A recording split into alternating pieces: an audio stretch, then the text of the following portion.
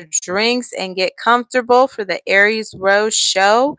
We have some fabulous topics lined up for you tonight. Happy Friday. Leave a TGIF in the comments as you come in. If you are happy, it is the end of the week. I know I am. Welcome to Aries Rose TV. And if you're not familiar with me, my name is Aries Rose. And on this channel, we talk about streaming shows, movies, TV shows, world news, local news, pop culture, celebrity news, politics, basically anything I find interesting. I come on and discuss with my Aries crew. So if you like talking about a little bit of everything, this is the perfect channel for you. If you haven't already done so, hit that subscription button. We'd love to have you a part of the Aries crew. When you do subscribe, let me know in the comments. I want to personally welcome you to the crew. If you are a first-time watcher, leave hashtag first-time watcher in the comments. If you are a returning Aries crew member, leave hashtag Aries crew in the comments. I want to give you a shout out for stopping by and spending part of your day here. If you are on Instagram, follow us there, Aries Rose TV. Let us know you're from YouTube and we'll follow you back. It's another way you can connect with us. On there we post trends, pop culture news, movies we're going to go see, movies that we have seen, reviews, all that good stuff. So it's another way to connect with us and look forward to seeing you over on Instagram at Aries Rose TV.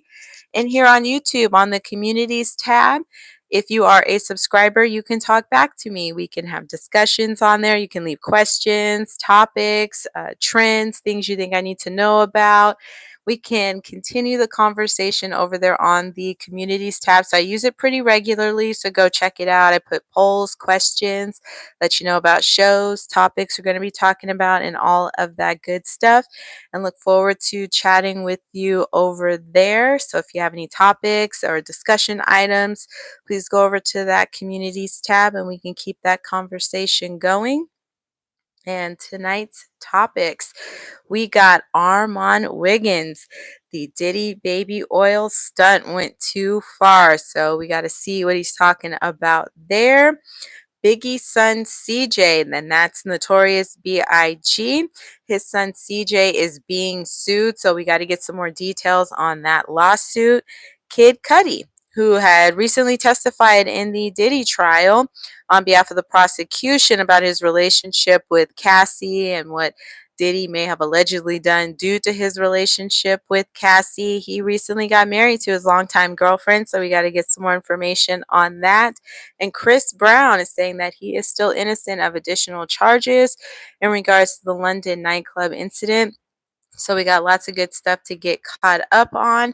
So let's get into some of this news so we can see what's going on here.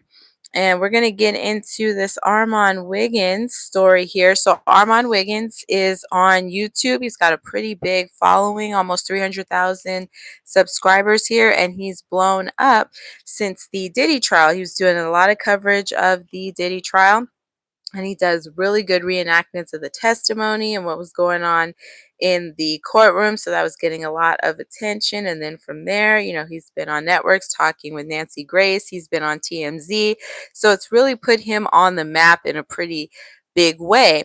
And when the verdict was being read, he was outside of the courtroom at the Diddy trial in New York City. And there was another person, another creator that was out there with them, and he did more oil, and he took his shirt off, and he was having baby oil squirted on him. And some people did not like that. They were offended by it because they felt like he was supporting or celebrating Diddy being found not guilty on some of the bigger charges that were filed against him. And he was saying that it wasn't him supporting Diddy that he did that for. It was for his listeners, for his viewers, because throughout the trial, his thing was more oil, because of how much, pretty much everybody testified to how much Diddy liked baby oil and how much they had to keep it in stock. So that was probably one of the number one things discussed during this trial. So if you followed Armon at all, you'd know that his thing was more oil. He had a more oil fund for people to give money to support him being out there at the trial. So I knew that the gesture was not meant as a Diddy supporting type of a thing. However, if you did not follow Armon, just given the optics, the timing, and where it took place, it wasn't a good look. So not a lot of people, were fans. If you follow him and you follow the show, you probably were not as offended because that was his thing. But if you didn't, I could see where it might have come off not in the best taste, and he acknowledged that as well. And so he did do an apology that he had posted on his YouTube page. So you can check out the live I did, the Armon Wiggins More Oil live, where we talk about that on there. But let's get into this reporting here from TMZ about the Diddy More Oil stunt going too far.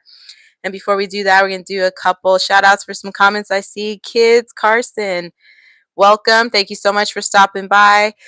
Uri7IV, welcome. Appreciate you stopping by. And this reporting from TMZ, Armon Wiggins, the man who slipped into public eye outside Diddy's trial by pouring baby oil over his body when the verdict was read, is having regrets now that his viral joke angered so many people on both sides of the case. TMZ Hip Hop caught up with Armon, a popular social media personality, about his recent oil spill that matted and muffled the feathers of many. Armon explains he had an ongoing running gag during the trial where he clamored for more oil, which he did, a demand we discovered Diddy bellowed at his escorts during freak-offs with Cassie and Jane Doe. The prank was fully realized the day Diddy was found not guilty on the most serious ex-trafficking and racketeering charges, and Armon thought he was partaking in harmless fun before being doused with backlash. The baby oil was deemed to be inconsequential to any crimes during the trial, but Armon maintains it wasn't his intention to trigger any actual victims or make a mockery of the trial. Lunel was one of the first celebs to speak out against Diddy when he was initially arrested, and Armon says she dialed him up to give him an earful. He doesn't want to.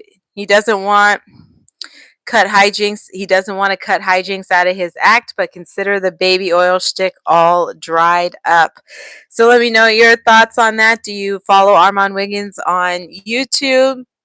Did you see the More Oil stunt that they are referencing the day that the verdict was read? What was your thoughts on it? Did you think he was celebrating Diddy, or did you understand he was just kind of doing that to go along with his More Oil commentary that he had been doing throughout the trial? Let's keep that conversation going in the comments. Hang on.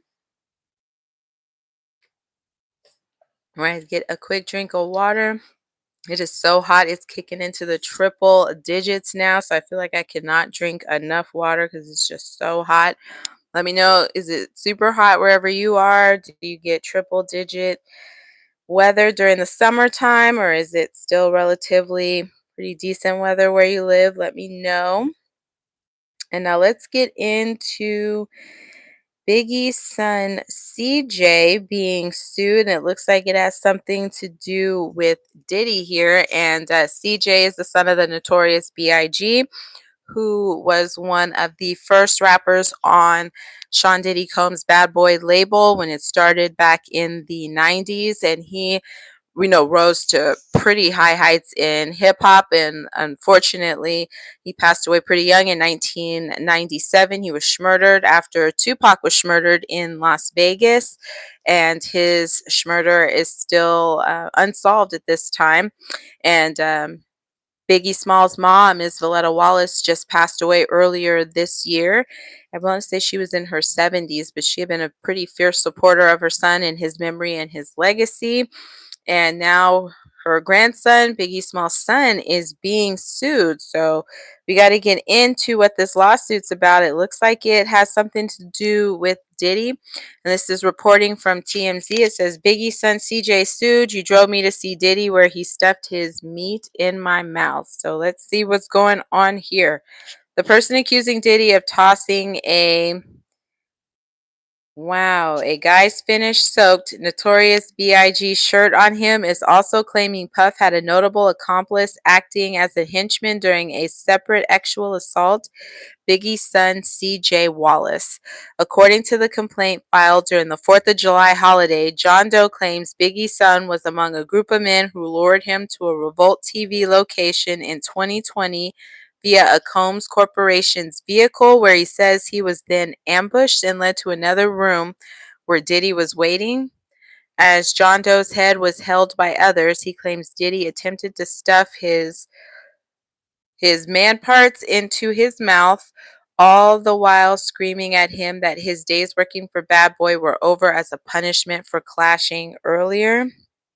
These lawsuits that are coming out towards Diddy are crazy. Some of the claims that people are putting in here about what occurred is wild.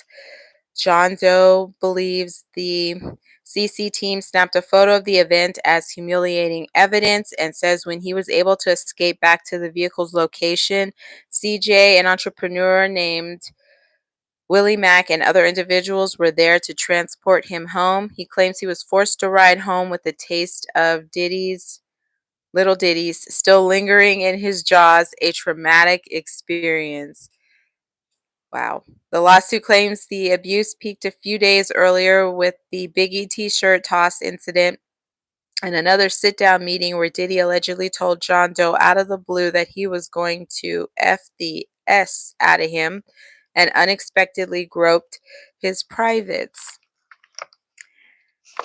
These are some serious allegations here. I feel like the amount of lawsuits that have come out towards Diddy and just some of these claims are so wild. Now, after hearing about the stuff he was into with these freak offs, I don't know if there's truth to any of these things. These are all allegations, but the stuff people are attributing to him to me is absolutely wild. Let me know your thoughts in the comments here. Let's keep it going. He claims CJ, Mack, and the others had promised more business opportunities as restitution for his issues with Diddy, but it all turned out to be a ruse to get him hard. John Doe is pursuing damages from CJ and all the other defendants. Diddy's legal team tells TMZ, quote, Mr. Combs' trial and acquittal on trafficking and RICO charges proves what we've been saying all along. Mr. Combs never actually assaulted or trafficked anyone. That people continue to broadcast and file false accusations, no matter how heinous or uncorroborated, is unfortunate, but Mr. Combs will not back down. He will fight for as long as necessary to win his full vindication, end quote.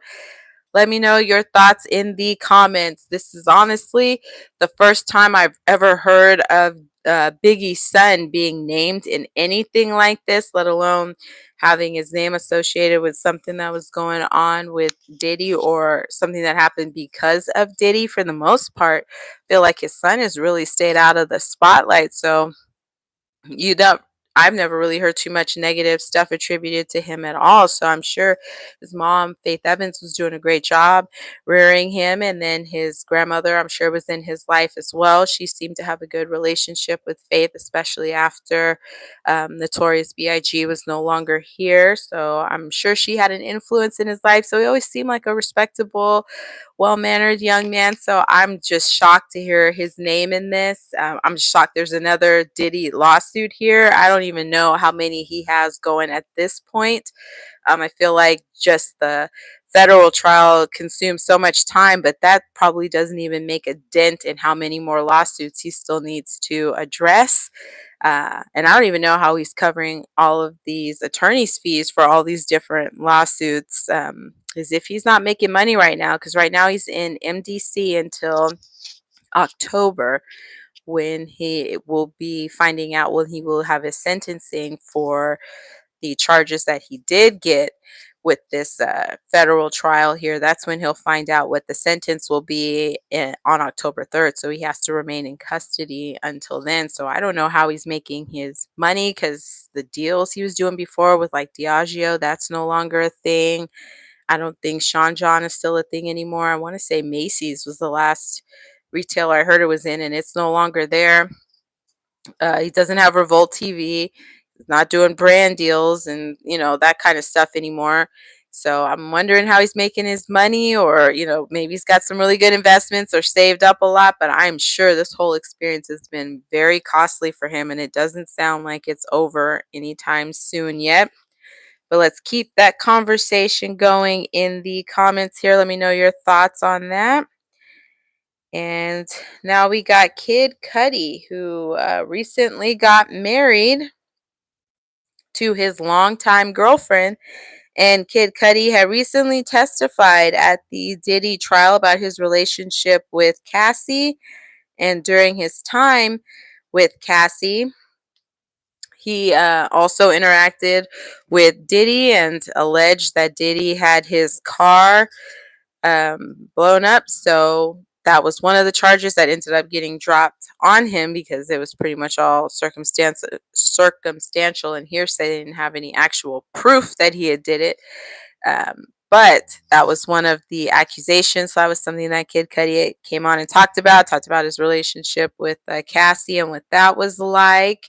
And it looks like during that time, I didn't realize he had a girlfriend and they were engaged, and he has recently gotten married. So let's get into that. This reporting from TMZ. It's Kid Cudi hitched to longtime girlfriend Lola. This one's for you, Virgil. Kid Cudi got married more than a month after taking the stand in Diddy's federal trial. The man on the moon is now hitched to his longtime girlfriend, Lola Sartori, at a lavish ceremony in Lola's south of France hometown. The ceremony took place on June 28th at the Hotel Capistrel, 7 years after they met at Virgil Abloh's, I might be saying his last name's wrong, debut at Louis Vuitton show. The newlyweds reportedly honored the late Abloh with a bounce castle, and Cudi had Saint Laurent fashion their weekend wardrobe, and celeb jeweler Ben Baller banged out their wedding band, signifying their love through platinum with a mix of rose gold for Cudi and gold for Lola. Jazz jam band Bad Bad Not Good was hired to play at the wedding reception, a full circle moment considering the Time Move Slow artist had performed at Abloh's Louis Vuitton show back in 2018. Cudi recently announced his new album Free, but popped the lid off the project and performed 2 unreleased songs for Lola to cap off the ceremony. Lola told Vogue it was a, quote, perfect, flawless day, end quote. Cheers to the rest of the marriage staying that way. You can imagine the vibes were a day and night difference from a month ago when Cudi was huffing cigs outside the New York City courtroom where the megastar testified about his past relationship triangle with Diddy and Cassie and having his Porsche blown up allegedly at the hands of the bad boys. So congratulations to Kid Cudi and his longtime girlfriend, wishing them a very happy and long-lasting relationship. A bit of good news there amid some stuff that was, I'm sure, not fun for him to relive, and with such a large, high-profile trial, I'm sure he did not want to be there or be a part of that, but he got through it, and looks like there was some brighter light there at the end of that tunnel. So congratulations to them. We'll keep you posted on things we may see related to that couple, but Kid Cudi for the most part stays out of the news, so I'm sure they'll have a pretty low-key happy life. And now we got to get into Chris Brown, Chris Breezy. All right, he pleads not guilty to 2 additional charges in London assault case. This reporting from TMZ. Chris Brown faced 2 new charges in a London assault case Friday morning, pleading not guilty to 2 additional counts stemming from a violent altercation 2 years ago, which a man's head was smashed with a bottle in a nightclub. The R&B singer arrived at the London Southwark Crown Court dressed in a brown suit Friday morning to plead not guilty to assault causing actual bodily harm and not guilty to possessing an offensive weapon in a public place, a tequila bottle. This follows a court appearance last month when Brown pled not guilty to attempting to cause grievous bodily harm, the most serious of the 3 counts in the same case. Brown's accused of smashing the bottle over Abraham Diaw's head in February 2023 at Tape nightclub. Brown's trial is slated to begin October 26, 2026. He's accused of attacking Diawa at a music producer alongside co-defendant Omolu Akinlolu, who has also denied all charges against him. As we reported, Brown was picked up by authorities at a hotel in Manchester in May during his first time back in England following the incident. A judge released Chris on a conditional bail after he turned over his passport and paid a fee that roughly equates to 6.7 million USD. After the Grammy winner, who has a past history of physical violence, as you know, was arrested, DOA's attorney Ryan J. Dainschrod confirmed his client is, quote, pursuing all legal remedies to hold him accountable, end quote. Court docs obtained by TMZ in late June showed DOA asked a Los Angeles County judge to dismiss a civil lawsuit DOA filed in 2023, but that filing does not affect his criminal case in London. So let me know what you think about this recent situation that Chris Brown is in. Do you feel like he's being treated unfairly here? Or do you think he'll be found innocent? You think he's innocent of the charges? I think Chris Brown, for the most part, he's had a lot, go on in his history. So I know, there's things that we're not going to be able to unsee, like his situation with Rihanna, and he's had other situations beyond that. So I do feel bad for him sometimes that he won't, probably ever be able to break that in certain people's minds. He'll always be that person, or he'll always be reduced to just that particular situation. But I do give it up to him for still trying to keep himself relevant, still keeping up with his music and trying to tour and make money the way he knows how. He still has a huge audience. People will go out and see him. There's still a big fan base for him that wants to see him win and see him do well. And, definitely sending out prayers to him and his family, wishing him all the best. And hopefully he'll be able to live his best life here and stay away from things that don't serve or improve his life, so he can just be able to do his thing and not have to worry about doing any court cases or any of this other kind of stuff. But let me know your thoughts on that in the comments. Are you checking out the Chris Brown tour? Have you seen the Cowboy Carter tours? Anybody going out to see that one with Beyonce having her daughter Blue Ivy perform? I understand her other daughter has also come out sometimes during the concert as well. So I really love the way Beyonce incorporates her family in there and has her daughters there. I think it's always nice when you can stay together as much as possible, especially in a career where you're traveling a lot and you can be in different cities, different countries. It's nice that you can have your family along there with you so you guys can share those experiences, be together. You can still have a hand in raising your kids. And has anybody checked out the new Jurassic World Rebirth movie? I had a chance to go and see that, and I really enjoyed it. I felt like it took it back to what the original Jurassic Park was like, because the one right before it, I want to say, it was Jurassic World Dominion, that had brought back some of the main characters from the very first Jurassic World. While I was very happy to see them, or Jurassic Park, some of the characters from the first Jurassic Park, I was really happy to see them in Jurassic World Dominion, but the story was weak and they just didn't use them as well as they could have. So they didn't have the same vibe that it had when they were all together in the original Jurassic Park. It was just, I blame the story, the dialogue just wasn't hitting for them. The locust kind of just that threw off the whole thing, and they just should have stuck with dinosaurs. So the last Jurassic World jumped the shark, but I'm a sucker for any Jurassic Park, Jurassic World movie, so I'm gonna go see it anytime one comes out, even if the last one was bad. But this one, for me, redeemed it back to being what I absolutely love about the Jurassic World and Jurassic Park movies. So I highly recommend going to see it. I'm going to do a more detailed review on it, but it's definitely worth going out to check out on the big screen. I think that's one of those movies you just have to experience that way at least once, to see the dinosaurs, just get into the whole vibe and scenery. I think a theater just draws you in so much more than you can get at home. But so stay tuned for the movie review on that. If you have been on this long, we'd love to have you a part of the Aries crew. It's free to join. All you got to do is hit that subscription button and then hit that notification bell so you can find out every time I go live, post videos, post shorts, and all of that good stuff.